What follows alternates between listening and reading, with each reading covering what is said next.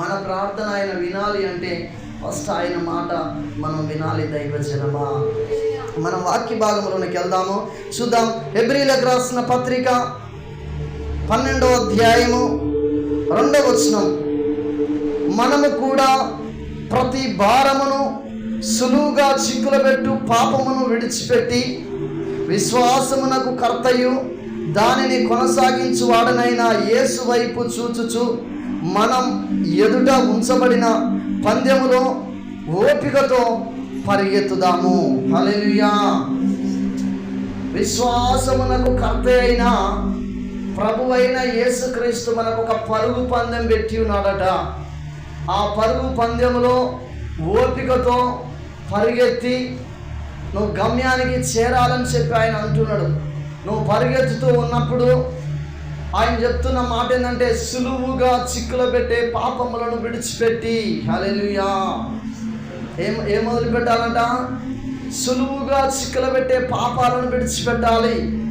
సులువుగా చిక్కులు పెట్టే పాపములు అంటే ఏంటి? కొంతమంది అనుకుంటారు, వారం అంతా నేను ప్రార్థనలో ఉన్నాను అని చెప్పి అనుకుంటారు, కానీ ఏదో ఒక పాపములో వారు పడిపోతూ ఉంటారు. ఒకవేళ పడిపోకపోతే దేవునికి మహిమ. హల్లెలూయా.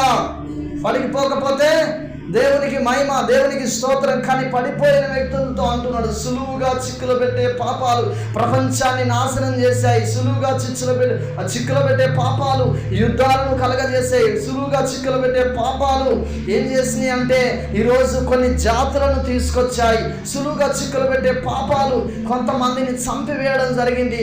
సులువుగా చిక్కులు పెట్టే పాపాలు కొన్ని విమానాలు కూలిపోయాయి, కొన్ని పడవలు మరి బ్రద్దలైపోయాయి. సులువుగా చిక్కులు పెట్టే పాపాలు. హల్లెలూయా. లక్షల మంది చనిపోయారు. టైటానిక్ షిప్ను తయారు చేసిన ఒక వ్యక్తి, ఆయనే టైటానిక్ షిప్ను తయారు చేసిన తర్వాత అది నడుస్తున్న ఆ పనితనాన్ని చూశాట, తన హృదయంలో గర్వించిండట. హల్లెలూయా. ఏం చేసిండు? హృదయంలో గర్వించిండు. గర్వించి ఏం చేసిందంటే, నా వైపు చూడాలి, మీరు నా వైపే చూడాలి. ఇక్కడ యేసు ప్రభు ఉన్నాడు, యేసు వైపు చూడండి. ఇక్కడ ఏమంటే, యేసు వైపు చూచుచు గమ్యస్థానానికి చేరాలి. యేసు వైపు చూచుచు గమ్యస్థానానికి చేరాలి. ఎవరి వైపు చూడకూడదు. పరిగెత్తుతూ ఉన్నప్పుడు పరిగెత్తలేనుడు పరిగెత్తే వ్యక్తికి యాలాకోల మాటలు చెప్పి టైంపాస్ చేపిస్తూ ఉంటాడు. జాగ్రత్త సుమా. హల్లెలూయా. ఈ టైటానిక్ షిప్ను తయారు చేసిన వ్యక్తి వాడు ఏం చేసిందంటే, ప్రియ దైవజనమా, వాడు గర్వించడం ప్రారంభం చేసిందట. గర్వించడం ప్రారంభం చేసి ఈ షిప్ని దేవుడు కూడా దీన్ని పడగొట్టలేడు, చెడగొట్టలేడు. దీన్ని దేవుడు కూడా నాశనం చేయలేడు. ఎవరి తరము కాదు, అంత గొప్ప షిప్ని నేను తయారు చేశానని చెప్పి వాడు గర్వించడం ప్రారంభం చేసిందట. వాడు ప్రయాణం చేస్తూ సముద్రంలో అనేక మందిని ఆ షిప్లో కూర్చుండబెట్టుకొని వేరే దేశానికి వెళ్తున్న సమయంలో, ప్రియ దైవజనమా, వాళ్ళు అక్కడున్న హెచ్చరికలు పంపినారట. దైవజనమా. హల్లెలూయా. ఏం చేశారట? హెచ్చరికలు పంపారట. ఏమని? ఇదిగో నువ్వు షిప్ను తీసుకొని వెళ్తున్నావు, కానీ బాగా చల్లని వాతావరణం ఉన్నది, ఆ సముద్రము గడ్డగట్టడం ప్రారంభమవుతుంది, షిప్పు విరిగిపోవడం అవుతుంది అని అంటే దేవుడు కూడా ఏం చేయలేడురా అని చెప్పి ఆయన మాట్లాడడం ప్రారంభం చేసిందట. హల్లెలూయా. తన మనస్సులో ఒక గర్వం అనేది వచ్చేసింది. హల్లెలూయా. తను అనుకుంటున్నాడు నేను బూతులు మాట్లాడట్లేదు, తను అనుకుంటున్నాడు నేను అబద్ధం ఆడట్లేదని, తను అనుకుంటున్నాడు ఎవరి సొమ్ము తినట్లేదని, తను అనుకుంటున్నాడు ఇష్టం వచ్చినట్టు నేనేం అనట్లేదు, నాది నేను తింటున్నాను, నా ప్రయాణం నేను చేస్తున్నాను అని అనుకుంటున్నాడు. కానీ వాళ్ళు జాగ్రత్తలు చెప్పినప్పుడు దేవుణ్ణి కూడా తక్కువ చేసి తను మాట్లాడుతున్నాడు. అంటే ఇది సులువుగా చిక్కులు పెట్టి పాపము. దైవజనమా. హల్లెలూయా.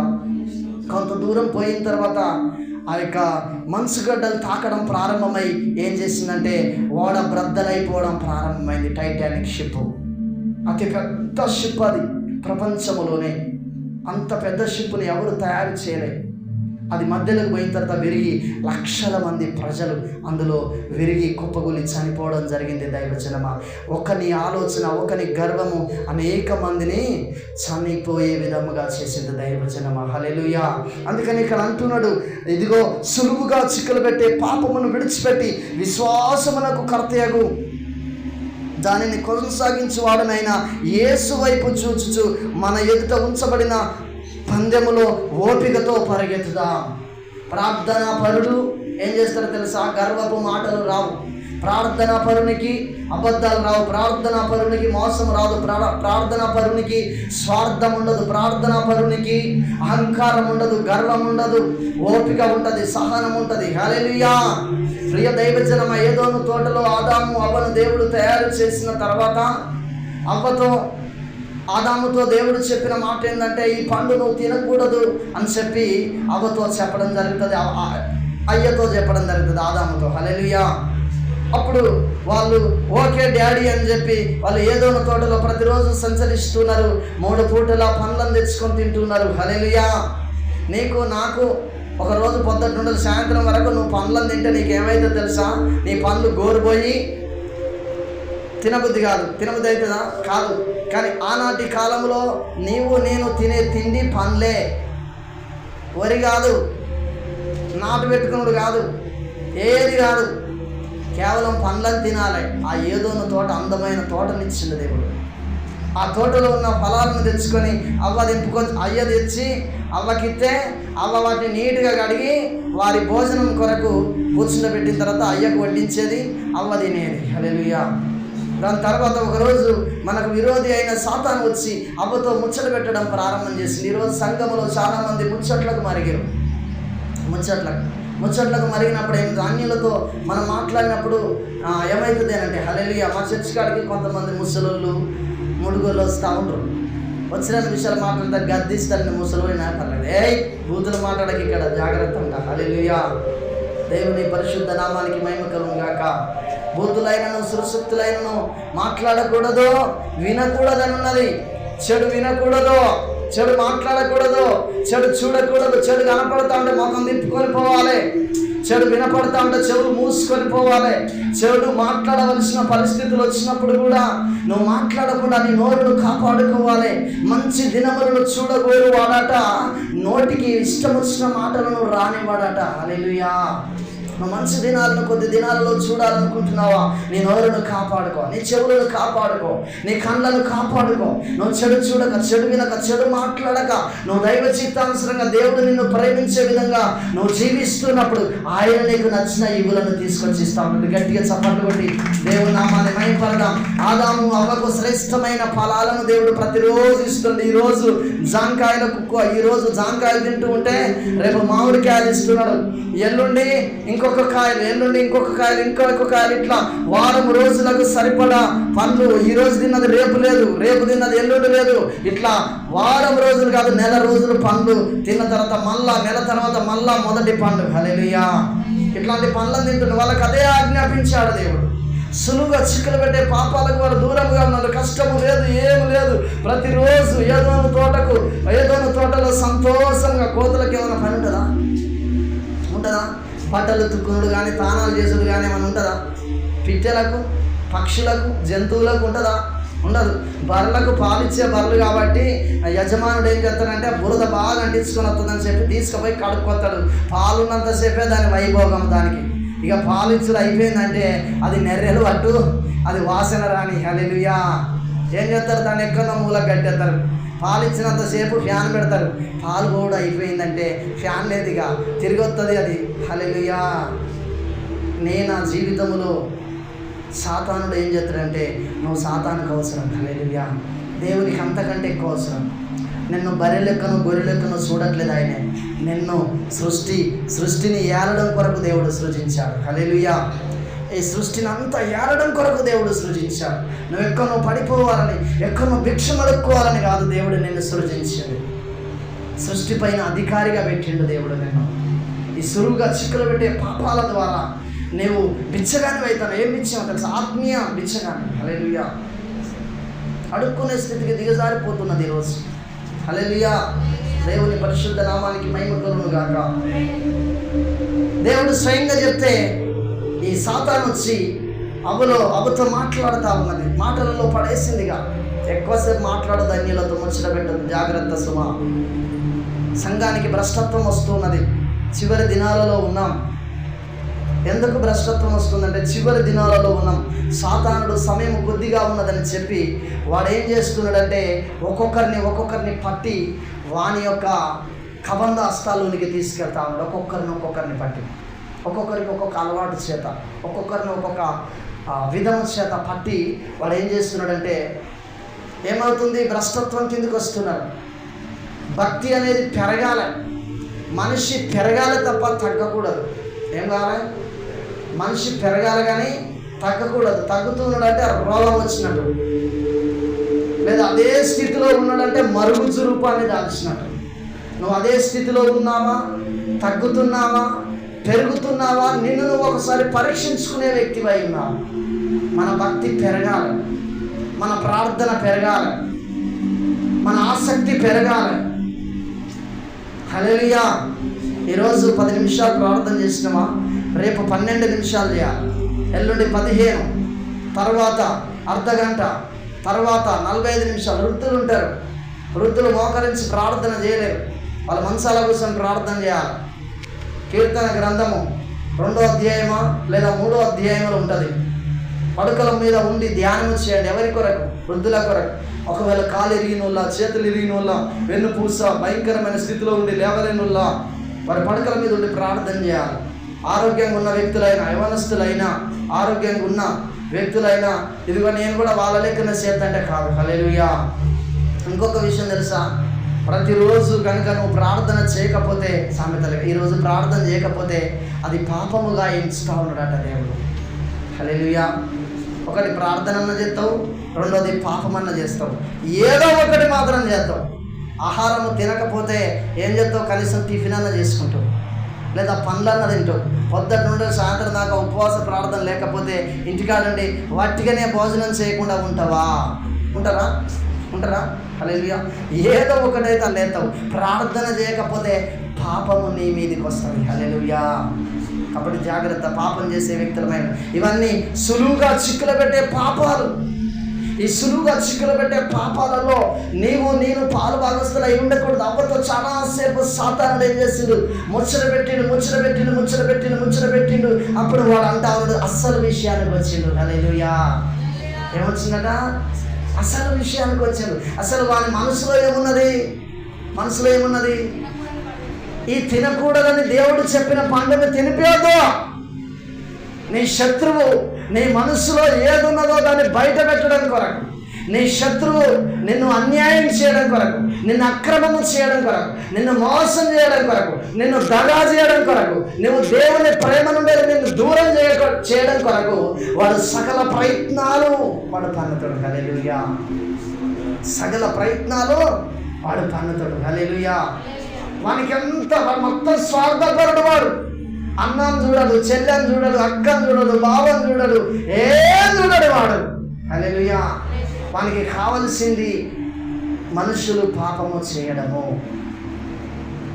వాడు కనుక ఒకవేళ వాడు దేవునికి విరోధంగా జీవించినప్పుడు నేను చేసింది తప్పయ్యా అని వాడు పశ్చాత్తాపడితే అప్పుడే దేవుడు వాడిని పరలోకములో ఉంచే వ్యక్తి కావచ్చు.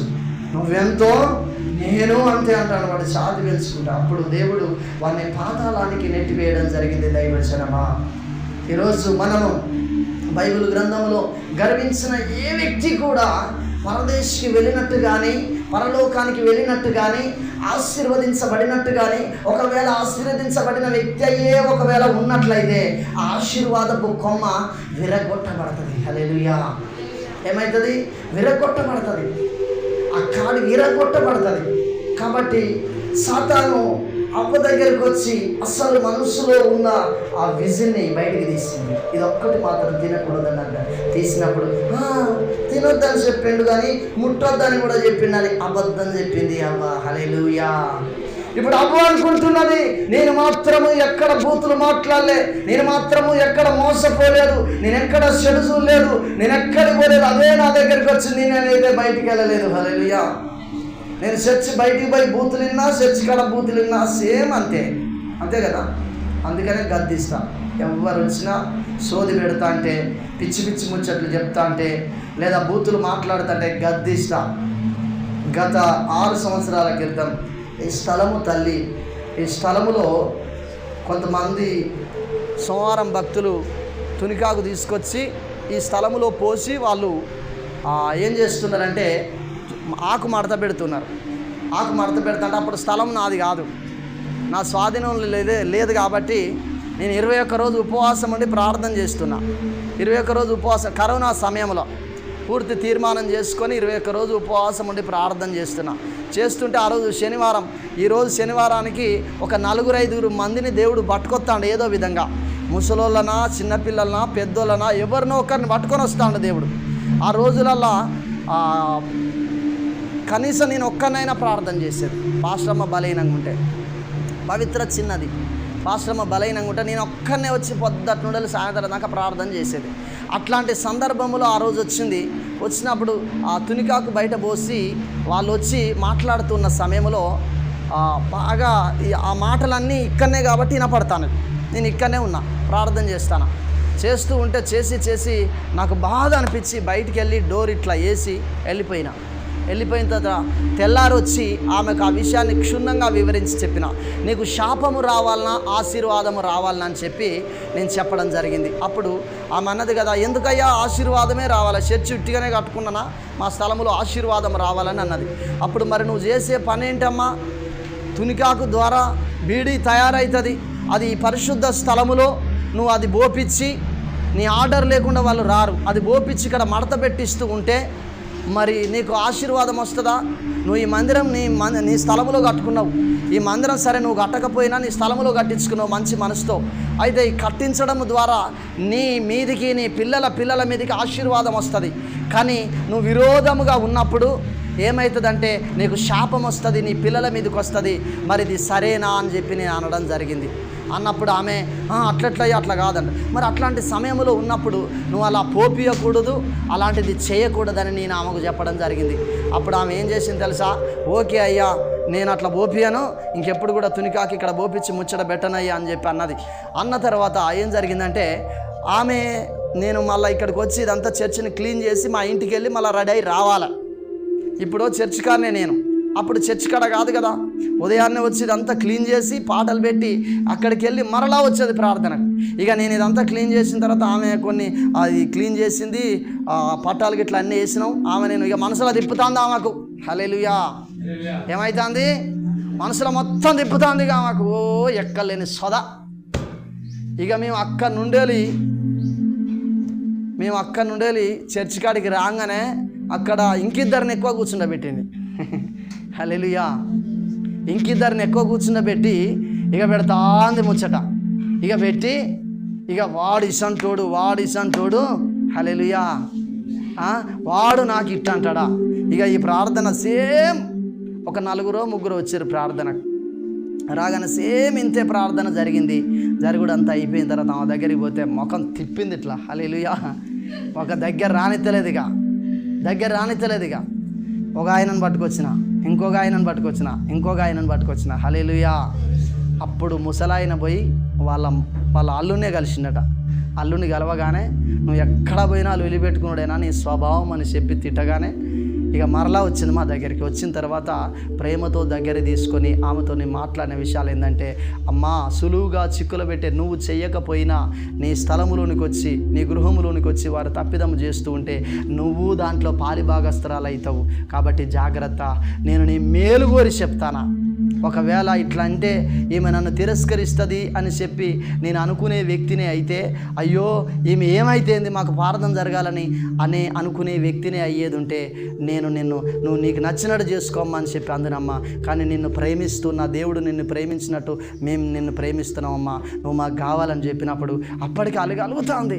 ఇక మంచి మాటలు చెప్పి కొన్ని విషయాలు చెప్పి ఆమెను మందలో చేర్చడం జరిగింది. అప్పటి నుండి శత్రుత్వం పెరుగుతూనే ఉంది. హల్లెలూయా. ఏమైతుంది శత్రుత్వం. ఈరోజు చాలామందిని సంఘములో ఏం చేస్తున్నా, గద్దించినప్పుడు వాళ్ళు ఏం చేస్తున్నారంటే విరోధం అవుతా ఉన్నారు. దైవజనమా, మీ మేలు కోరికే పరలోక రాజ్యం వట్టిగానే వస్తుందా పరలోక రాజ్యం? చూడండి, సిలువలో ఇద్దరు దొంగలు ఉన్నారు. ఈరోజు వాక్య భాగం ఏంటండి చెప్పండి. ఈరోజు వాక్య భాగం పూర్తిగా చెప్పాలి. సులువుగా చిక్కులో పెట్టే చదివి చెప్పండి.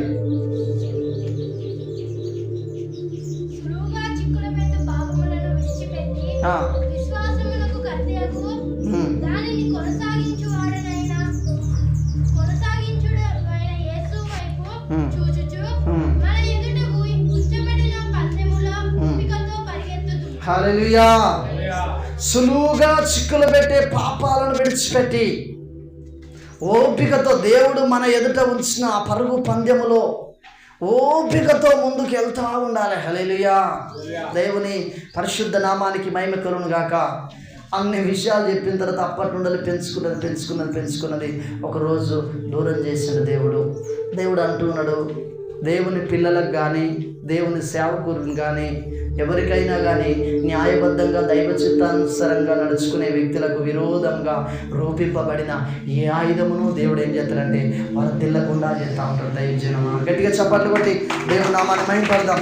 సిలువలో యేసుక్రీస్తు ప్రభుల వారు సిలువ పైన వేయబడిన తర్వాత ఇద్దరు దొంగలు, ఆ సైడ్ ఒక దొంగ ఈ సైడ్ ఒక దొంగ ఉన్నప్పుడు దైవజనమ శ్రద్ధగా ఆలోచించండి. ఒక దొంగ మూర్ఖపు మాటలు మాట్లాడుతున్నాడు, ఒక దొంగ మేలుకరమైన మాటలు మాట్లాడుతున్నాడు. ఆ గడియలో వారిద్దరికి దేవుడు పరలోకం ఇవ్వగలడు పశ్చాత్తాపడితే. ఒక్క చిన్న మాటతో యుగాలు అగ్నిగుండానికి వెళ్ళిండు ఒక దొంగ. దైవజనమా హల్లెలూయా. అట్లా ఒక చిన్న మాటతో అగ్నిగుండానికి వెళ్ళిండు ఒక దొంగ. అదే ఒక చిన్న మాటతో, ప్రేమతో పలికిన మాట, అంటే ప్రేమతో మాట్లాడిన మాటతో పరలోకం ఇచ్చిండు దేవుడు. స్వార్థముతో, వంచనతో, ఈర్ష ద్వేషముతో మాట్లాడిన మాటతో యుగాలు అగ్నిగుండములోనికి దేవుడు త్రోసివేశాడు. దైవజనమా ఈరోజు వాక్యాన్ని పాటించాడు. బైబిల్లో ఏమని ఉందంటే మత్తయి సువార్త 5వ అధ్యాయంలో కనికరం గలవారు ధన్యులు, వారు కనికరం పొందగరని దేవుని వాక్యం రాయబడింది.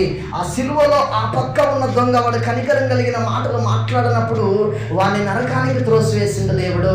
అయితే ఒకడు మాత్రము ఈ సైడ్ ఉన్నవాడు కనికరంతో మాట్లాడుతున్నాడు. అరే ఆయన ఏ అన్యాయం చేయలే, ఏ పాపము చేయలే, అసంటి వ్యక్తిని వీరు తీసుకొచ్చి సిలువకేశారు. ఆయనను నిందించటకు మనము ఎంత మాత్రము యోగ్యులము కాదురా. మీ కొరకు ప్రార్థన చేస్తున్నాడు, అయ్యా ఆయన ఎందుకంతగా హింసిస్తున్నారని కనికరము కలిగిన మాటలు సిలువపై నుండి మాట్లాడుతున్నాడు. ఓర్చుకోలేక వారు కూడా సిలువకు వేలాడుతూ ఉన్నారు, వారి రక్తం కూడా కారుతూ ఉన్నది. హల్లెలూయా. ఈయనను మాత్రం మేకులు కొట్టిరు, వాళ్ళని మేకులతో కొట్టినట్టుగా మరి నేను చూడలేదు కానీ. హల్లెలూయా. వారు చచ్చిపోతారు, యేసు ప్రభువు చచ్చిపోతాడు. అక్కడ చనిపోయే వ్యక్తులకు ఎందుకండి అహంకారము, గర్వము? చనిపోయే వ్యక్తులకు ఎందుకండి? ప్రేమ సమస్త దోషములను కప్పుతుంది అని బైబిల్లో రాయబడి ఉంది. ఆ ప్రేమతో ఆ దొంగ అనుకూలంగా దైవ చిత్తానుసారంగా మాట్లాడుతున్నాడు. యుగాలు పరలోక రాజ్యానికి చేరును. గట్టిగా చప్పట్లు కొట్టి దేవుని నామాన్ని మహిమపడదాం. ప్రియ దైవజనమా, ఈరోజు నీవు నేను ఈ సులువుగా చిక్కులు పెట్టే పాపములలో పడిపోతున్నాము. గమనిస్తున్నామా? చాలా విషయాలు అకస్మాత్తుగా అబద్ధం చెప్తా ఉంటాం. మనం అనుకుంటాం ఇప్పుడే ప్రార్థన చేసి వచ్చిన బలం ఉన్నది నాలో. హల్లెలూయా. ఏమున్నది? బలం ఉన్నది నాలో, శక్తి ఉన్నది నాలో. చిన్న విషయములో కూడా కోపగించుడి తప్పులేదు, కానీ కోపములో పాపం చేసే కోపం ఒకటి ఉంటుంది. కోపగించుడి కానీ పాపము చేయకూడి అని అన్నాడు. పిల్లలను కొట్టాలి కానీ వారికి కోపము రప్పించకూడదని ఉన్నది బైబిల్లో. మీ పిల్లలకు కోపము రప్పించకూడి అని బైబిల్లో ఉన్నది. దేవుని పరిశుద్ధ నామానికి మహిమ కలుగును గాక. దైవజనమా సులువుగా చిక్కులు పెడతా ఉండే పాపం అవ్వను సులువుగా చిక్కులు పెట్టింది సాతాను. ముట్టకూడదు అని అన్నది. అనగానే ఏమైంది? అకస్మాత్తుగా తనలోని తను వశపరుచుకుని రా రా రా రా అంటారు. అనగానే ప్రేరేపణ కుతి పుడుతుందిగా. అద్దినాలు హల్లెలూయా. కుటుంబ పనిచేసిన వాళ్ళ గురించి చూడండి, సాయంకాలం వరకే కుది పుడుస్తూ ఉండదు. రోజు పోయిన కాలం ఆగదు. ఏమవుతుంది? ఆగదు. చిక్కులు పెట్టడం కొరకు ఏమవుతుంది? ఊకే అప్పుడేమవుతాడు, ఎన్నాడు దాపి అన్నాడు. ఎప్పటికీ అరే నాకు తాపీరా అన్నాడు. ఏమవుతాడు? ఆ రోజు వచ్చి వాళ్ళ దగ్గర ఎక్కువ డబ్బులు ఉంటాయి. ఆ రోజు వచ్చారే రారా నేను దాపిస్తారా అంటాడు. అప్పుడు ఆఫర్లు వస్తా ఉంటాయి. అప్పుడు హల్లెలూయా. సాతానుడు తీసుకొస్తా ఉన్నాడు ఆఫర్లు. సులువుగా చిక్కులు పెట్టి నిన్ను ఏదో విధంగా దేవుని ప్రేమ నుండి దూరం చేయాలని. అవ్వ వెళ్ళింది ఆ సులువుగా చిక్కులు పెట్టే పాపానికి బానిసై ఆ పండును తెచ్చుకున్నది, తిన్నది, అయ్యకిచ్చింది. చిన్న పాపం ఇప్పుడు ప్రపంచాన్ని నాశనం చేసిందా? చేయలేదా? హల్లెలూయా. చేసిందా? చేయలేదు. ఈరోజు ఇంత చెమటలు కాడుతా అంటే ఆరాధన చేయాల్సిన అవసరం లేదు. ఆ రోజు ఆరాధనే లేదు. 24 గంటలు అంటే ఇప్పుడు ఈ ఆరాధన వేరు, ఇక్కడ ఆరాధన చేస్తా అంటే ఈ ఆలోచన అంతా ఎక్కడో ఉంటుంది, తాదాడుతుంది. హల్లెలూయా. రేపు ఎట్లా పోవాలి పనికి, బాగా బలహీనంగా ఉన్నది, కోతకి ఎట్లా పోవాలి, నాటుకి ఎట్లా పోవాలి, నాకే అప్పచెప్పిండే పని అంతా ఆలోచన ఎక్కడెక్కడికి. ఆ రోజులలో ఇదంతా లేదు దైవజనమా. ఈ పని భారం లేదు. ఈ పని భారం ఉన్నదా? ఎప్పుడైతే అవ్వ ఆదాము కలిసి చేసిన పాపానికి భూమి మీద గచ్చుబొదలు మొలవడం ప్రారంభమైంది. చూడండి, ఆదికాండము 3వ అధ్యాయము 17వ వచనం చూడండి. నీవు నీ భార్య మాట విని తినవద్దని నేను నీకు ఆజ్ఞాపించిన వృక్ష ఫలములు తింటివి గనుక నీ నిమిత్తము నేల శపింపబడి ఉన్నది. ప్రయాసముతోనే నీవు బ్రతుకు దినములన్నీ దాని పంట తిందువు. అది ముండ్ల తుప్పలను గచ్చ పొదలను నీకు మొలిపించును. పొలములోని పంట తిందువు. నీవు నేలకు తిరిగి చేరు వరకు నీ ముఖము చెమట కార్చి ఆహారము తిందువు. ఎలాయనగా నేల నుండి నీవు తీయబడితివి, నీవు మన్నే గనుక తిరిగి మన్నైపోదువని చెప్పెను. హల్లెలూయా. అంతకుముందు చెమట వెళ్తలేదు, అంతా ఏసరమే, వర్షం లేదు. అంతకుముందు వర్షం లేదు. హల్లెలూయా. గచ్చు పొదలు లేవు. అన్ని శ్రేష్టమైన పూల తోటలు, తినే పండ్ల తోటలు. రోగాలు ఎక్కడి? గమనించండి, రోగాలు లేవు కాబట్టి రోగాలకు సంబంధించిన చెట్లు మన మధ్యలోనే ఉన్నాయి, బాగు చేసే చెట్లు. ఆ చెట్లను దేవుడు తర్వాత మొలిపించండి. అడ్డమైన చెత్త అంతా, మంచి చెత్త, అడ్డమైన చెత్త ఇవంతా ఇప్పుడు మొలుస్తున్నది. చర్చ్ కాడ ఎన్నిసార్లు గడ్డి తీసేసినా కానీ మొలుస్తూనే ఉన్నది. మరి మంచి చెట్లు ఎందుకు మొలతలేవు? హల్లెలూయా. నువ్వు సులువుగా చిక్కులు పెట్టే పాపములలో పాలి భాగస్తులై ఉన్నావు కాబట్టి ఇప్పుడు ఈ అడ్డమైన గడ్డి అంతా ఎట్లయితే భూమి మీద మొలిసి నువ్వు దీన్ని సేద్యపరచుకోవాలనో నీ హృదయములో కూడా అడ్డమైన చెత్త అంతా చేరుతూ ఉంటుందట, సులువుగా చిక్కులు పెట్టే పాపము ద్వారా. ఇర్మియా గ్రంథం చూడండి ఒకసారి. ఇర్మియా గ్రంథము 17వ అధ్యాయము 9వ వచనం. హృదయము అన్నిటికంటే మోసకరమైనది, అది ఘోరమైన వ్యాధి గలది, దాన్ని గ్రహింపగలవాడెవడు? ఒకని ప్రవర్తనను బట్టి వాని క్రియల ఫలము చొప్పున ప్రతీకారము చేయుటకు యెహోవా అను నేను హృదయమును పరిశోధించువాడను, అంతరింద్రియములను పరీక్షించువాడను. హల్లెలూయా. న్యాయ విరోధముగా ఆస్తి సంపాదించు కొనువాడు తాను పెట్టని గుడ్లను పొదుగు కౌజు పిట్టవలే ఉన్నాడు. సగము ప్రాయములో వాడు దానిని విడవవలసి వచ్చును. హల్లెలూయా. హృదయ మాట అన్నిటికంటే మోసకరమైనదట, ఘోరమైన వ్యాధి గలది. అసలు మనిషిని చెడగొట్టేదే హృదయం. ఇక్కడ నుండి ఇక్కడికి టచింగ్ ఉంటుంది, ఇక్కడ నుండి సప్పన పోయి ఇక్కడనే ఆగుతుంది. ఇక మనసులో ఆలోచన చేస్తూ ఉంటుంది, తిను తిను తిను తిను అని. లేదా అబద్ధం చెప్పేం కాదు, లేకపోతే నీ గంటె పోతుంది, నీ ముక్కు పుడక పోతుంది, నీ అరేకరం భూమి పోతుంది. హల్లెలూయా.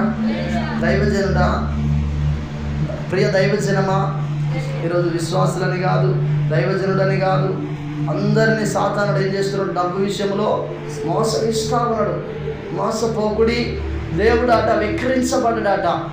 నీ రూపాయి ఈరోజు నువ్వు మోసం చేసి రూపాయి తీసుకొని వెళ్తావు, కానీ నీకు 10 రూపాయల ఖర్చు అవుతుంది. తెలుసా? నీకు ముందు నుండి నీకు రూపాయే వస్తున్నది, కానీ వెనక నుండి 10 రూపాయలు నీకు ఖర్చు అయ్యే రోజు రాబోతున్నది దైవజనమా. కాబట్టి జాగ్రత్తగా ఉండి, మెలకువగా ఉండి, ప్రార్థన కలిగి, వాక్యం అంటుంది ఇదిగో మీరు శోధనలో ప్రవేశించకూడనట్లు మెలకువగా ఉండి ప్రార్థన చేయండి అని చెప్పి దేవుని వాక్యం సెలవిస్తూ ఉంది. ఎప్పుడూ నిద్ర, ఎప్పుడూ కునుకుపాటు, ఎప్పుడూ ఏదో ఒక పని నిమిత్తం వెళ్ళడమే తప్ప అదిగో నేను కన్నీళ్ళు విడిచి ప్రార్థన చేస్తా, అయ్యో నా భర్త ఇట్టున్నాడు, నా భార్య భార్య ఇట్టున్నది, నా పిల్లలు ఇట్టున్నారు, ఇదిగో నా పిల్లలు పడిపోకూడదు, వాళ్ళు బయటికి వెళ్తున్నారు, వాళ్ళ ఇంటికి వచ్చే వరకు వారు క్షేమంగా వచ్చే విధంగా వారి కొరకు నేను ప్రార్థన చేస్తాను అని చెప్పి ప్రార్థన చేసే ప్రార్థన పరులు ఉన్నారా? మా పవిత్ర స్కూల్కి వెళ్తున్న 365 రోజులలో కనీసం 295 రోజుల దాకా 270 రోజుల వరకు స్కూల్ ఉంటుంది, అంతే కదా. ఇన్ని రోజులలో ఎన్ని రోజులు స్కూల్కి పోయినా ప్రతిరోజు తన తలపైన చేపెట్టి ప్రార్థన చేసి తోలుతూ ఉంటాం. ఇట్లా ప్రార్థన చేసేటోళ్ళు ఇక్కడ ఉన్నారా? లేబట్టండి. ప్రతిరోజు స్కూల్కి వెళ్తారు పిల్లలు, కాలేజీకి వెళ్తారు పిల్లలు. వెళ్తున్నప్పుడు వారి కొరకు ప్రార్థన చేసి తోలే వ్యక్తులు ఉన్నారా? ఇక్కడ ఉన్నారా? కనీసం మీరైనా ప్రార్థన చేసుకొని, ఊర్లకు పోతున్నప్పుడు ప్రార్థన చేసుకొని పేటలు లేబట్టండి చేతులు. ఊర్లకు మనం బయటికి వెళ్తున్నామంటే శ్రద్ధగా వినండి. మా పవిత్రను స్కూల్కు తీసుకెళ్తున్నప్పుడు కూడా మా ప్రయాణములో మాకు నెమ్మది కలగచేయి ప్రభువా. మా పాదాలకు రాయి తగలకుండా దూతలు మమ్మల్ని ఎత్తుపట్టకుండా సహాయం చేయించి ప్రభు అని చెప్పి ప్రార్థన చేసుకొని వెళ్ళి వస్తూ ఉంటాం. ఇట్లా ప్రార్థన చేసుకుని వెళ్ళినప్పుడు ఎందుకు నీకు ఇచ్చిండు నిధులను దేవుడు, నువ్వు వాటిని వినియోగించుకోవాలి. నీకు ఆల్రెడీ కంట్రోల్ రైస్ వచ్చినది, నువ్వు ఉపవాసం ఉండాల్సిన అవసరం లేదు. హల్లెలూయా. దేవుడు ఏం చెప్పిండు? నువ్వు ప్రార్థన చేసుకుని ఏ స్థలానికైనా వెళ్ళు, నీకు నెమ్మది ఇస్తా, నీకు సమాధానం ఇస్తా. నువ్వు ప్రార్థన చేయకుండా వెళ్ళి అక్కడ ఏదో ప్రమాదాన్ని చూసిన తర్వాత అయ్యో పొద్దుగాల ప్రార్థన చేసిన, పొద్దుగాల చేసినావు కానీ పోతానప్పుడు చేసినావా? ఆకలైనప్పుడు తినవా? ఉదయం ఆకలైనా కాకపోయినా తింటావు పొద్దుగాల 9-10 గంటల వరకు. కానీ మధ్యాహ్నం సాయంత్రం ఆకలి అయిగానే పోయి తింటూనే ఉంటావు. దేవుని పరిశుద్ధ నామానికి మహిమ కలుగును గాక. అదే విధంగా సమయము సందర్భాన్ని బట్టి నువ్వు బయటికి వెళ్తున్నప్పుడు ప్రార్థన చేయాలి. ఈ ప్రార్థన చేయకుండా బయటికి వెళ్ళినప్పుడు ప్రమాదాన్ని చూసిన తర్వాత ఏం దేవుడు ఆ పొద్దుగాలనే ప్రార్థన చేసినా, ఆ పని చేసినావా చేయలేదా, అంటున్నావా అంటలేదా, దేవునికి విరోధంగా ఉంటున్నావా ఉండట్లేదా, ప్రమాదం నిన్ను చవి చూసిన తర్వాత ఏం దేవుడు అంటున్నావు. కానీ మొట్టమొదటిగా దేవుని ఒకసారి ఆలోచన చేసి దేవుని సన్నిధిలో నువ్వు ముందుకెళ్ళినట్లయితే దేవుడు నీకు తోడుగా ఉంటాడు. యోబు గ్రంథము 1వ అధ్యాయంలో వాక్యం అంటుంది, యోబు ప్రతి దినము తన పిల్లల కొరకు ప్రార్థన చేసిండు. దైవజనమా, ప్రతి దినము ప్రార్థన చేసిండు. సమీయేలు తల్లి సమీయేలు దేవాలయానికి వెళ్ళేంతవరకు, దైవ చిత్తము తన పట్ల నెరవేరే అంతవరకు ప్రతిరోజు సమీయేలు తల్లి తన తలపైన చేపెట్టి ప్రార్థన చేసింది. కాబట్టి విధేయుడు కలిగి విధేయుడై ఉన్నాడు. హల్లెలూయా. ఈరోజు నీ పిల్లలు దేవుని సేవకునికి, అలాగనే దేవునికి, సమాజానికి విధేయులై ఉండాలి అంటే ప్రతిరోజు నువ్వు ప్రార్థన చేయాలి. కొన్నిసార్లు నువ్వు ప్రార్థన చేసిన పిల్లలు వ్యతిరేకంగా ఉంటున్నారా?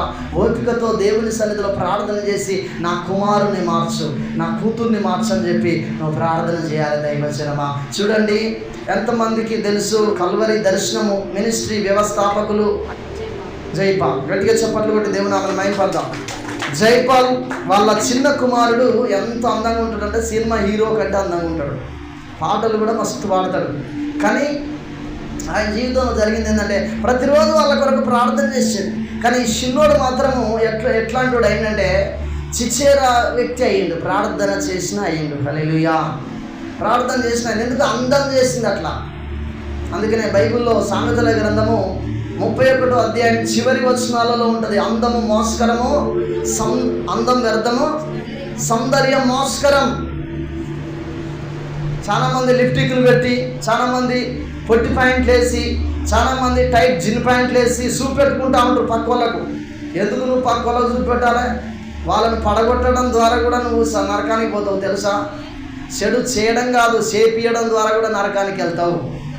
హల్లెలూయా. దేవుని పరిశుద్ధ నామానికి మహిమ కలుగును గాక. అయితే ఆయన అందంగా తిరుగుతూ ఇంట్లో మాత్రం ఎట్టుంటాడు, పిల్లి లెక్క, బయటికి పోయి పులి అవుతాడు. ఇట్లా చేసిన తర్వాత ఒకరోజు రానే వచ్చిందంట దైవజనమా. ఏమైందంటే నేను చచ్చిపోతానా, నేను బ్రతుకన్నాను. ఎందుకు? మనశ్శాంతి లేదు, నెమ్మది లేదు. ఎందుకంటే తండ్రిని మోసం చేసిండు, దేవుణ్ణి మోసం చేసిండు. తండ్రి ప్రతిరోజు ప్రార్థన చేస్తాంటే కూడా చూస్తారా, నాకెళ్ళి చూస్తారా ప్రార్థన తండ్రి చేస్తే ఎప్పుడు చేస్తాడు ఈ ముసలోడు ప్రార్థన, తొందర పోతా, దొంగ బయటపడ్డట్టు పడతా, నేను తాగుతా, తింటా, విచ్చలవిడిగా జీవిస్తా. అని చెప్పి ఇట్లా అనుకుంటా పోయిండు. ఒకరోజు ఏం జరిగిందంటే భయంకరంగా మోసపోయింది ఏదో విషయంలో. అప్పుడు ఇంటికి వచ్చి బాగా ఎక్కెక్కిపడి ఏడుస్తూ ఉన్నాడు. ఎందుకు అంటే సులువుగా చిక్కులు పెట్టే పాపాలను ఆవరించి పూర్తిగా బాయిబందలో పడిపోయాడు. ఆ పాపం అనే బాయిబందలో పడిపోయాడు. పాటలు పాడుతున్నాడు. ఆదివారం పవిత్ర బాగానే పాడుతుంది. జాకోబ్ పాస్టర్ ఏమన్నాడు తెలుసా? చిన్నప్పుడు ఒక 4-5 సంవత్సరాల క్రితం ఇక్కడికి వచ్చినప్పుడు పవిత్ర పాట పాడుతాడు. ఇప్పుడు బాగానే పాడతాను. నవ్విండు, సప్పట్లు పెట్టిండు, ఓకే అన్నాడు. పొయ్యే ముందు ఏమన్నా ఇప్పుడు బాగానే పడతాను, తర్వాత పాడు, అప్పుడు లెక్క, ఇప్పుడు మెచ్చుకొని నేను అన్నాడు. హల్లెలూయా. ఎప్పుడు? వయసు వచ్చిన తర్వాత, దేవుడు మెచ్చే విధంగా తయారైన తర్వాత అప్పుడు సప్పట్లు కొడతా, ఇప్పుడు కాదని అన్నాడు. ఆ రోజు ఒక జిన్ ప్యాంట్ వేసింది నా బిడ్డ. జిన్ ప్యాంట్. ఆ జిన్ ప్యాంట్ మాకు ఇష్టమైంది కాదు కానీ ఆమెకి ఇష్టమైంది. దాన్ని బట్టి నేను సిగ్గుపడ్డా ఆ రోజు. ఆ దైవజనుడు మాట్లాడిన మాటకు, జిన్ ప్యాంట్ అంటే పిత్తో బైబుల్ లేదా మొగోళ్ళు వేసుకునే బట్టలు ఆడోళ్ళు వేసుకోవద్దని అంటే ఇట్లా వద్దన్నయ్యా, వద్దంటే నీ బిడ్డ కాదా, కొట్టాలే, ఖండించమని లేదా అని చెప్పి ఆయన మాట్లాడడం జరిగింది. దైవజనమా, హల్లెలూయా. పురుషులు వేసుకునే బట్టలు స్త్రీలు వేసుకోకూడదు, స్త్రీలు వేసుకునే బట్టలు పురుషులు వేసుకోకూడదు. బైబిల్లో స్పష్టంగా రాయబడింది. జడలు అల్లుకునే విషయంలో కూడా అదొక క్రమం ఉండాలి. తిమోతీయులకు రాసిన పత్రికలో రాయబడింది, పేతురు రాసిన పత్రికలో ఉంది. కోట్ల కొలది డబ్బులు పెట్టి నువ్వు వస్త్రాలు కొనుక్కొని, విలువైన వస్త్రాలు కొనుక్కొని మందిరానికి వచ్చి ఇక్కడ నువ్వు పక్క వ్యక్తిని చూసి ఆ మాసిపోయిన బట్టలు వేసుకున్నాను చూసి నిన్ను చూసుకొని ఇట్లా అనుకోకూడదు. ఇంటా నా వైపు చూస్తున్నారా? 10,000 చీర కట్టుకొని వచ్చి నోడ కూర్చొని 100 రూపాయల చీర కట్టుకున్న వాళ్ళ వైపు చూసి ఇట్లా అనొద్దు నువ్వు అంటే అయిపోయినట్టేగా. దాని గురించి కూడా ఉన్నది బైబిల్లో. యాకోబు రాసిన పత్రిక చదవండి. హల్లెలూయా. ఎందుకు ధనవంతులను దరిద్రులను ఒకే రకంగా ఈ మందిరంలో ప్రేమించడం జరుగుతుంది అని అంటే వాక్యం ఉన్నది. అట్లా పట్టు వస్త్రాలు కట్టుకొని బంగారపు ఉంగరం పెట్టుకొని నీ దగ్గరకు వచ్చినప్పుడు ఇదిగో నువ్వు ఈ పవిత్రమైన స్థలంలో కూర్చో అని చెప్పి, మాసిపోయిన బట్టలు వేసుకున్నాను నువ్వు అక్కడ పోయి కూర్చో అని చెప్పి నువ్వు అంటే నీ మధ్యలో యావా భేదాలు ఉన్నట్టే, నువ్వు దేవుణ్ణి ప్రేమించట్లేదు అన్నట్టే అని చెప్పి వాక్యం రాయబడింది. దైవజనమా, హల్లెలూయా. ఇది కూడా సులువుగా చిక్కులు పెట్టే పాపమే. అందరినీ ఒకే చూపు, అందరినీ ఒకే మాట. హల్లెలూయా. దేవుని పరిశుద్ధ నామానికి మహిమ కలుగును గాక. ఇప్పుడు ఈయన ఏమైంది? అబ్బాయి చివరికి మోసం ఫుల్గా రెండింది, పీకల వరకు వచ్చిందిగా. అప్పుడు అంటాడు, ఎక్కెక్కి పడి అంటాడు. వాళ్ళ మమ్మీ అన్నది ఎందుకు ఎడతాను బిడ్డ అంటే గిట్టగిట్టానంటే డాడీకి చెప్తే కొడతాడు మమ్మీ నన్ను అంటాను. ఏమంటాడట? డాడీకి చెప్తే కొడతాడు మమ్మీ, కొట్టకపోతే మరి నువ్వు ఆగమవుతావు బిడ్డ అని చెప్పి అనగానే జయపాల్ గారిని పిలిస్తే జయపాల్ గారి దగ్గరికి పోయిందట. పోయిన తర్వాత నాన్న నాకు సాగు బుద్ధి అవుతుంది నాన్న, నేను బ్రతకను అంటాడట. హల్లెలూయా. ఏమంటాడట? నాకు సావ బుద్ధి అవుతుంది నాన్న, నేను బ్రతకను. ఈ సులువుగా చిక్కులు పెట్టే పాపాలు ఎక్కడికి తీసుకుపోయినాయి? అవ్వని మోసం చేసి, అయ్యని మోసం చేసి, దేవుని మోసం చేసి, గురువుని మోసం చేసి, ఇష్టం వచ్చినాడు తిరిగి తిరిగి తిరిగి సావుకు వచ్చింది. ఉదయ్ కిరణ్ ఎంతమంది, సినిమా హీరో ఉదయ్ కిరణ్ ఎంతమందికి తెలుసు? ఉరేసుకొని చచ్చిపోయాడు తెలుసా? భార్య చేసిన పనులను బట్టి. ఈయన అందంగా ఉన్నాడు. ఈ అందాన్ని అనేకులకు చూపెడతారంటే అందరూ ఆ స్త్రీలు ఆకర్షించేది ఈయన. చూసి ఈయన భార్య కూడా నేను కూడా అట్లా తయారు కావాలని ఆయన తయారవడం ప్రారంభం చేసి, నువ్వు తప్పు చేస్తే ఆమె చేస్తాడు. హల్లెలూయా. నీకే ఉన్నది హక్కు. హల్లెలూయా. ఒకరోజు రానే వచ్చింది. భార్యను పిల్లలనిచ్చి సినిమా చూసి రాపోరని డబ్బులు ఇచ్చిందట. వాళ్ళు పోయొచ్చేలోపై ఉరేసుకొని చచ్చిపోవడం జరిగింది. దైవజనమా, ఎవరికైనా పర్వాలేదు, సులువుగా చిక్కులు పెట్టే పాపాలు ఒకరోజు మన పతనానికి దారి తీస్తూ ఉంటుంది.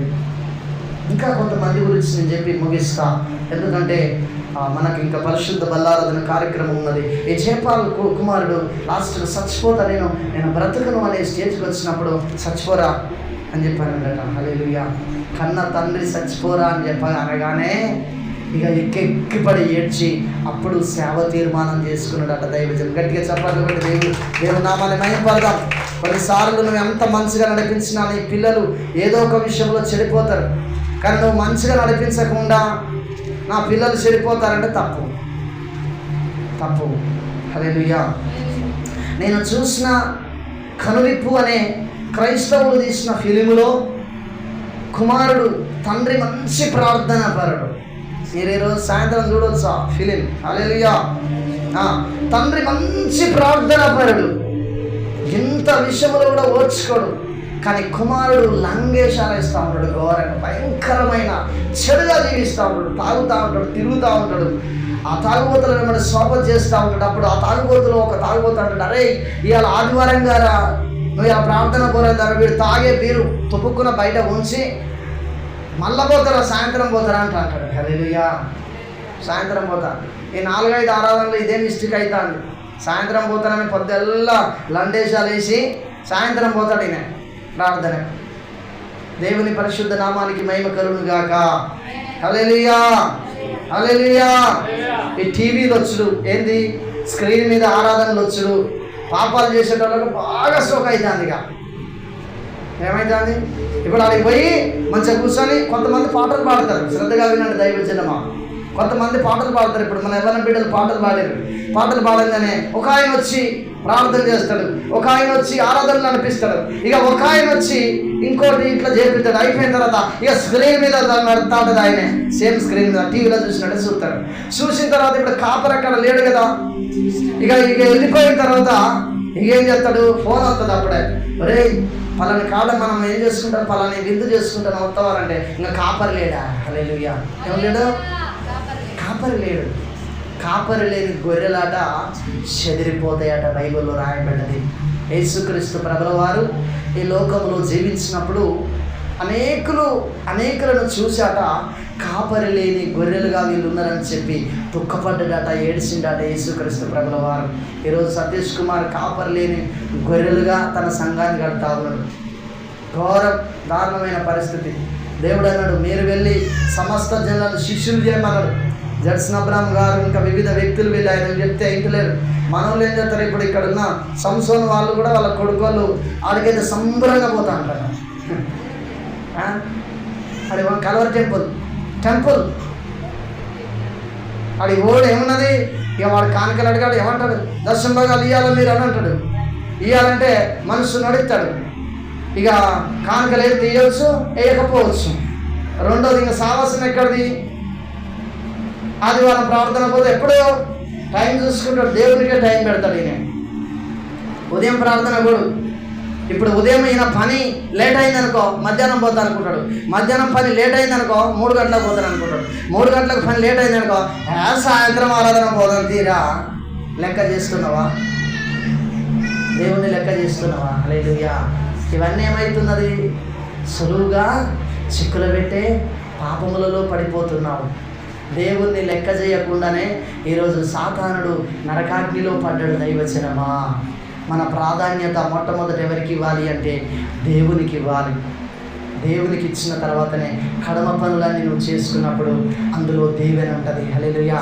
అందుకని దేవుడు ఏమన్నాడు, నువ్వు ప్రథమ ఫలము తీయన్నాడు. ప్రథమ అంటే మొదటిది, 10వ వంతులో మొదటిది నువ్వు తీసిన తర్వాత దీన్ని ఉపయోగించుకో. అందుకని సారేపదే విధురాలతో ఏం చెప్పిండు, ఏలియా ఏం చెప్పిండు, భయపడకు, మొదటిది తీసుకొని రా అన్నాడు.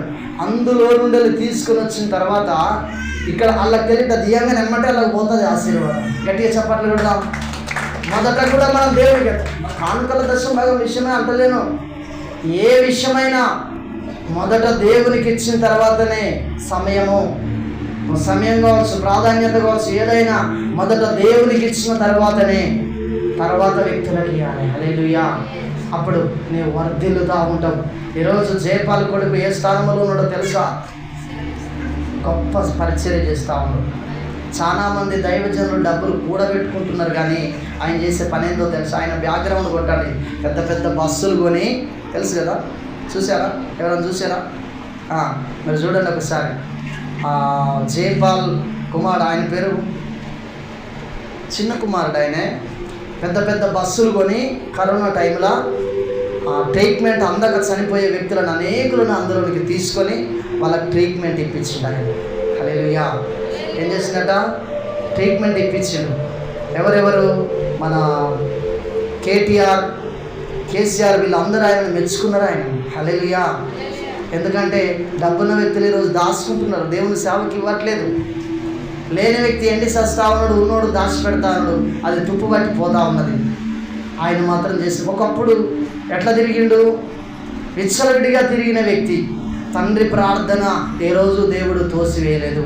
నువ్వు ఎంత ప్రార్థన చేసినా నీ పిల్లలు వ్యతిరేకంగా ఉంటున్నారా, ఒకరోజు మారతారు. దైవజనమా, హల్లెలూయా. ఒకరోజు తప్పకుండా మారతారు. ఈ కనివిప్పనే ఫిలిములో ఆ తండ్రి మంచి ప్రార్థన పరుడు, ప్రార్థన చేస్తున్న సమయంలో వీడొచ్చి కానుకలు కూడా తీసుకొని పోతాడు. కానుకలు తీసుకొని పోయి బాగా మందాగుతాడు, విచ్చలవిడిగా జీవిస్తుంటే ఒకరోజు యాక్సిడెంట్ అయ్యి హాస్పిటల్ తీసుకురాగానే చచ్చిపోతాడు. చచ్చిపోయిన తర్వాత తన ఆత్మ పోతుంది దేవుని దగ్గరికి పోయిన తర్వాత ఇక్కడ ఈ కానుకలు తీసుకొని పోయిన కాంచేలి తండ్రి ఏం చేస్తాడంటే ప్రార్థన పరుడు కాబట్టి, అయ్యో నా కొడుకు శాపం రావద్దయ్యా, వాడి డబ్బులు తీసుకుపోయి బీరు తాగుతాడో, అంబలి తింటాడో, గుట్కలు తింటాడో, ఏమేం చేసి పాపం చేస్తాడో అయ్యా, నా కొడుకు ఏ అని జరగకూడదయ్యా, క్షేమంగా నా కొడుకుని తీసుకురా అయ్యా అని చెప్పి తండ్రి ప్రార్థన చేస్తాడు. వాడు యాక్సిడెంట్ అయ్యి సావు అని అంటాడా?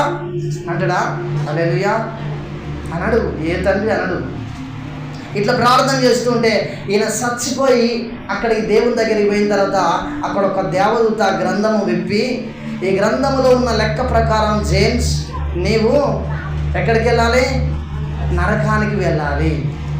కానీ ఇప్పుడు నువ్వు ఎక్కడికి, నీ తండ్రిని ఒకసారి చూడు అని చెప్పి అక్క నుండి తన తండ్రి చేసే ప్రార్థనను చూపెడితే కన్నీళ్ళు విడిచి తండ్రి బాగా ప్రార్థన చేస్తూ ఉంటాడు. నా కుమారుణ్ణి క్షమించయ్యా, వాడిని తీసుకురా ప్రభువా. చచ్చిపోయిన సంగతి తెలియదు. స్నేహితులు తీసుకుపోయి ఎక్కడ వేసిరు? హాస్పిటల్లో వేసిరు. చచ్చిపోయిన సంగతి తెలియదు. ఈయన మాత్రం ప్రార్థన చేస్తూనే ఉన్నాడు, ఎక్కెక్కిపడి. ఒకరోజు నాకు దగ్గరి బంధువు అయిన ఒక సహోదరుడు భయంకరమైన యాక్సిడెంట్ అయి చచ్చిపోబోతున్నాడు. దేవుడు నాతో మాట్లాడినప్పుడు ఆ రోజు నైట్ అంతా దేవుడు నిద్రపోనియలే, ప్రార్థన చేస్తూనే ఉన్నా. భయంకరమైన మరణాన్ని తప్పించి కొద్దిపాటి యాక్సిడెంట్తో అతన్ని తప్పించినట్టే. ఇప్పుడు దేవుడు బ్రతికితే లూసిఫర్ మాలేసుకొని తిరుగుతా అంటే మొన్న దుఃఖం వచ్చింది నాకు ఆయనను చూస్తే. ఇందుకే నా ప్రభువా బ్రతికిచ్చింది ఇతను అని చెప్పానన్న. ఎందుకంటే నేను సాక్షాత్తు చూసిన అతన్ని. హల్లెలూయా. దర్శనములో తన భార్య కనిపించింది. వారి కొరకు ప్రార్థన చేసిన ఒక మంత్రశక్తి అమాంతం అతన్ని చంపాలనుకున్నది, నాకు తెలుసు. హల్లెలూయా. కానీ ఈరోజు అతడు వేసుకొని తిరుగుతూ ఉంటే నేను ఎంతగానో బాధపడ్డా. కానీ ఒకరోజు తప్పకుండా దేవుడు మార్చాలని ప్రార్థన చేస్తానా. దైవ చిత్తం అయితే దేవుడు మార్చే దేవుడు. గట్టిగా చప్పట్లు కొట్టి దేవుడు నామాన్ని మహిమపడదాం. దైవజనమా, ఈయన బాగా ప్రార్థన చేస్తున్నప్పుడు అప్పుడు దేవుడు తిరిగి తనని దగ్గరికి పిలుచుకొని, ఆ దూత ద్వారా దగ్గరికి పిలుచుకొని దేవుడు తనకు ఒక మరలా అవకాశం ఇచ్చిందండి. హల్లెలూయా. ఏం చేసిందట? బైబిల్లో నాకు తెలిసినంత వరకు ఒక 5 నేను చెప్పగలను. నేను ఒక 5 లేదా 6 చచ్చిపోయిన వాళ్ళు బతికిన వాళ్ళు ఉన్నారు. 5-6 కాదు, 7-8 మందే ఉన్నారు. ఏలియా బ్రతికించిండు, ఎలీషా బ్రతికించిండు, యేసు ప్రభు ఒక 3, ఒక విధవరాల కుమారుణ్ణి, యాయిరు బిడ్డని, లాజర్ని, అదేవిధంగా మరి పేతురు ఒక ఆయనను, అలాగనే పౌలు ఒక ఆయనను. పౌలు, పేతురు, ఏలియా, ఎలీషా, యేసుక్రీస్తు ప్రభుల వారు మొత్తము ఎంతమందిని అంటే 7 బైబిల్లో తిరిగి మరలా బ్రతికించినట్టు లేఖనం రాయబడింది. గట్టిగా చప్పట్లు కొట్టి దేవుని నామాన్ని మహిమపడదాం. సేమ్ అట్లనే ఆ వ్యక్తికి అవకాశం ఇస్తే వాడు మరలా తిరిగి తన ఆయుష్ వచ్చి ఆ శరీరంలో పోవడం జరుగుతుంది. ఇక అప్పుడు వచ్చి ఎక్కెక్కిపడి ఏడుస్తూ ఉండు తండ్రి కాళ్ళ మీద పడి. హల్లెలూయా. నీ ప్రార్థన నీ పిల్లల్ని కాపాడుతుంది. అస్తమానము వీడు మారతలేడు, వీడు నాశనం గాను, వీడు ఆగంగాను, వీడి కలుపుగాన, వీడు ఒరిగిపోను, నువ్వు నాశనం అవుతలేవు. ఎందుకు అందరు చెప్తారు, అందరికి వస్తుంది, నీ కుట్టాది రాను, నీ కురూపి రాను. హల్లెలూయా. ఇవి శాపగ్రస్తమైన మాటలు, ఇవి సులువుగా చిక్కులు పెట్టే మాటలు, ఇవి కుటుంబాన్ని పతనం చేసే మాటలు, ఇవి నీ కుటుంబం మీదకి శాపాన్ని తీసుకొస్తాయి. యాకోబు రాసిన పత్రికలో ఉంటుంది, నాలుక అట, ఈ నాలుకతోటట నీ నాలుకలోనే జీవం ఉన్నదట, ఈ నాలుకలోనే మరణం ఉన్నదట. కొంచెం నిప్పు ఏం చేస్తుంది? అడవినంతా తగలబెడుతుంది. ఈ చిన్న మాట ద్వారా నీ కుటుంబాన్ని పతనం చేస్తుంది. హల్లెలూయా. ఏం చేస్తుంది? పతనం చేస్తుంది. ఓపిక పట్టుకోవాలి. అందుకనే యేసుక్రీస్తు ప్రభుల వారిని అంత కొడతా ఉంటే ఒక్కనన్నా శపించలే, దీవించుడు. తన శిష్యులు శపించలే. స్టెఫెన్ని రాళ్లతో కొడుతూ ఉంటే ఏమన్నాడు? తండ్రి, వీరేం చేస్తున్నారో వీరు ఎరగరు కనుక వీరిని క్షమించమన్నాడు. ఇంకా పౌలన్న ఒక కాడ ఒకరిని గద్దించిండు, కానీ స్టెఫెన్ మాత్రము ఆయన విశ్వాసిగానే ఉన్నాడు. భోజనాలు పంచిపెట్టడం కొరకు అభిషేకించబడిన వ్యక్తి స్టెఫెన్. తండ్రి, వీరేం చేస్తారు? రౌతులతోటి బాగా కొడుతూ ఉంటే ఇక్కడ ఇదంతా భయంకరంగా కొడుతుంటే, దెబ్బలు తాకుతూ ఉంటే ఆత్మచేత నింపబడి పరలోకము చూస్తూ, పరలోకములో తండ్రి కుడిపార్శ్వములో ఉండేది యేసుక్రీస్తు ప్రభుల వారు నిలిచి ఉండుట చూసి, ఆ దర్శనాన్ని చూసి ఈ దెబ్బలన్నీ మరిచిపోయాడు. హల్లెలూయా. అప్పుడు అంటా ఉండు, వీళ్ళు ఏం చేస్తారో వీళ్ళకి తెలియదు. నాకు పరలోకం కనపడుతుంది, నాకు నువ్వు కనపడతావు. ఇంకొక 2-3 నిమిషాలలో నా కంఠంలో నుండి నా ప్రాణం బయటికి వెళ్తుంది, కానీ వీళ్ళు ఇక్కడనే ఉంటారు. వీళ్ళు శాపగ్రస్తులు కావద్దయ్యా, వీళ్ళు కూడా పరలోకము రావాలయ్యా అని చెప్పి ప్రార్థన చేస్తున్నాడు. మనం అట్లా ప్రార్థన చేస్తున్నామా? హల్లెలూయా. చేస్తున్నామా అట్లా దైవజనమా? దేవుడు ఎవరిని ఇష్టపడతాడో తెలుసా? తన చిత్తానుసరంగా ప్రభువా అని పిలిచి ప్రతివాడు పరలోకం కూడాట. దైవ చిత్తం ఎవరైతే నెరవేరుస్తారో, ఇక్కడ అద్భుతాలు కొన్ని. నేను నా కూతురుకు తలనొప్పి లేస్తుందని నాకు తెలియదు. నా కూతురికి దేవుడు నాతో మాట్లాడుతాను. ఎవరు ఇక్కడ తలనొప్పితో ఉన్నదంటే మా పవిత్రంగా నడుతుంది, నేనే అంటాను. హల్లెలూయా. అంటే ఈ అద్భుతాలు చేసినంత మాత్రాన నేను పరలోకం పోను. నేను కూడా దైవ చిత్తానుసరంగా నడుచుకుంటూనే పోతా. అద్భుతాల ద్వారా దేవుడు నాతో బాగా మాట్లాడుతాడని నేను అన్ని బోకరేషాలు వేసుకుంటా బయట తిరిగితే నడవని పని. హల్లెలూయా. నా నడకను పరిశీలన చేసే వరాన్ని ఇస్తాడు, నా పడకను పరిశీలన చేసే వరాన్ని ఇస్తాడు. దేవుడు పరలోకం నుండి ఒక వరాన్ని దేవుడు ఇస్తేనట, ఎంతో పరీక్షించి ఇస్తాడట. ఈ వరము క్లారిటీగా నాకు రావడానికి 7 సంవత్సరాలు పట్టింది. 7 సంవత్సరాలు కంప్లీట్ అయిపోయిన తర్వాత 8వ సంవత్సరంలో అడుగుపెట్టిన తర్వాత ఈ 7 సంవత్సరాలు ఓపికతో ప్రజలు వచ్చినా రాకపోయినా శనివారం ఉపవాస ప్రార్థన జరుగుతున్నదని చూసిండు దేవుడు. గట్టిగా చప్పట్లు కొట్టి దేవుడు నామమున పడతాం. కొన్నిసార్లు సనిగిన నేనైతే ఒక్కడొత్తలేడు, ఎట్లా చేయాలి ప్రభువా శనివారం ఉపవాస ప్రార్థన? ఒక్కరొత్తలేరు, ఎట్లా చేయాలి? ఓపికతో పాస్టమ్మ కొన్నిసార్లు డల్ అయి పడుకునేది అక్కడనే, చేతనే ఉండేది. పవిత్ర ఇటు, ఆమె అటు, ఆమె ప్రార్థన తీరే టైంకు లేసేది. ఆ కరోనా సమయంలో అయితే ఇంకా ఘోరమైన పరిస్థితి. హల్లెలూయా. దేవుడు దీన మనసు గల వారిని తగిన సమయంలో హెచ్చించే దేవుడు. దైవచినమా, తగిన సమయంలో హెచ్చిస్తూ ఉంటాడు. మనం ఏ విషయంలో పడిపోకుండా, చిన్న మిస్టేక్ సడన్గా నీ నోరు జారిందా, దాన్ని ఏం చేయాలా? అది నెరవేరకుండా ఉండునుగాక తండ్రి. నీ చిత్తమే మా జీవితంలో నెరవేర్చు, నీ చిత్తానుసరంగా నడిపించు, నీ ఉద్దేశం నెరవేర్చు. కొంతమంది సంఘానికి ఎందుకు వస్తారు తెలుసా? యావా భేదాలు పుట్టించడం కొరకే వస్తాడు. నేనంటే ఎంత అనడం కొరకే వస్తాడు. వాళ్ళందరినీ పట్టించుకోవద్దు. కొంతమంది నిద్రపోతూనే ఉంటారు, వాళ్ళని పట్టించుకోవద్దు. కొంతమంది తిండిపోతులు ఉంటారు, బాగా తినొచ్చి ఏం చేస్తారు? ఇక్కడ బాగా తినొచ్చి ఏం చేస్తారు? ఇంకోళ్ళకు నిద్రమత్తు రాకుతా ఉంటారు. జాగ్రత్త, వారి నిద్రమత్తు నేను రాకుండా ఉండాలి అంటే నా మోకాళ్ళ మీదనే ఉండాలి. మోకాళ్ళ మీదనే ఉండి వాక్యాన్ని వింటూ ఉండాలి. ఒకవేళ నీకు నిద్ర వస్తే, నీకు ఆసక్తి లేకుండా పిచ్చిగా నీ ఆలోచనలు ఎక్కడెక్కడో తిరుగుతానయా, నా మోకరించి మోకాళ్ళ మీద కూర్చోవాలి, స్తుతిస్తూ దేవుని వాక్యాన్ని వినాలి. అప్పుడు నీ హృదయంలోనికి వాక్యం రిసీవ్ అవుతూ ఉంటుంది. హల్లెలూయా. గట్టిగా చప్పట్లు కొట్టి దేవుని నామమున మహిమపడతాం. ఓపికతో యుద్ధ రంగంలో పరుగు పందెము ఏం చేయాలి? పరిగెత్తాలి. ఈ నలుగుట్లో నా బిడ్డ ఆ సమస్యతో ఉన్నదని నాకేం తెలుసు? హల్లెలూయా. ఆత్మదేవునికి తెలుసు. హల్లెలూయా. సంఘం చిన్నదే కానీ యేసు గొప్పోడు. గట్టిగా చప్పట్లు కొడదా. దేవుడు ఏమన్నాడు తెలుసా? చిన్నమందా భయపడకు, తండ్రికి మీకు రాజ్యం ఇచ్చటకు తండ్రికి ఇష్టమైనది అన్నాడు ఆయనే. ఈ చిన్న సంఘాన్ని నేను సంతోషంగా పరలోకం చేస్తే చాలు. మీరు నమ్మకంగా ఉండండి, ప్రభు కృపకు పాత్రులు కాండి, ప్రభు ఆత్మచేత దీవించబడండి. దేవుడి కొద్ది మాటలు మన వినికిలలో దీవించును గాక. దేవునికి స్తోత్రం. తలలు ఉంచినట్లయితే ప్రార్థన చేసుకుందాం. మన మధ్యలో ఉన్న దైవజనరాలు మనల్ని ప్రార్థనలో నడిపించిన తర్వాత